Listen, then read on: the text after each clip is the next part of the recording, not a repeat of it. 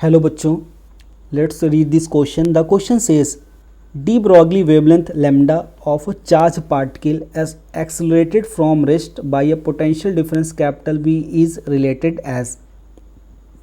First option is lambda directly proportional to capital V.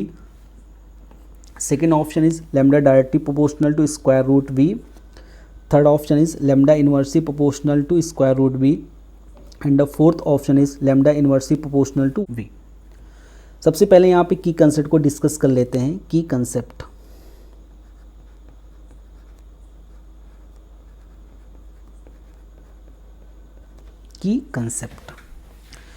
तो यहाँ पे डी ब्रॉगली, सबसे पहले यहाँ पे की कंसेप्ट हो जाएगा डी ब्रॉगली वेवलेंथ. क्या हो जाएगा यहाँ पे? D Broglie wavelength.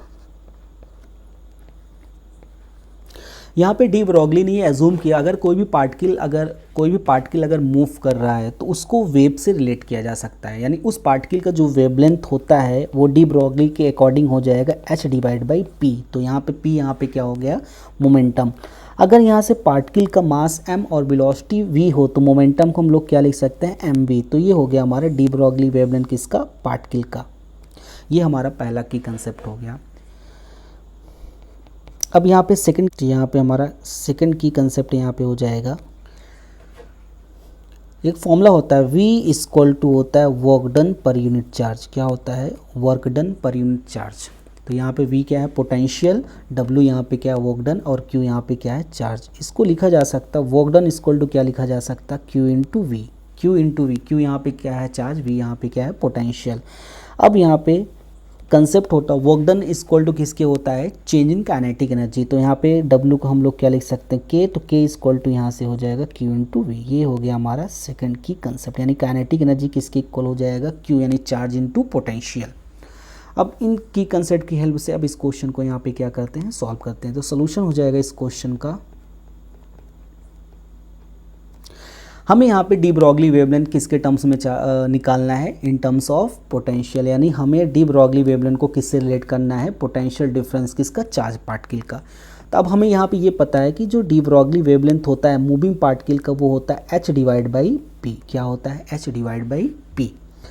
अब जो काइनेटिक एनर्जी हमारे पास है, काइनेटिक एनर्जी यहाँ पे होता है P square divide by 2m.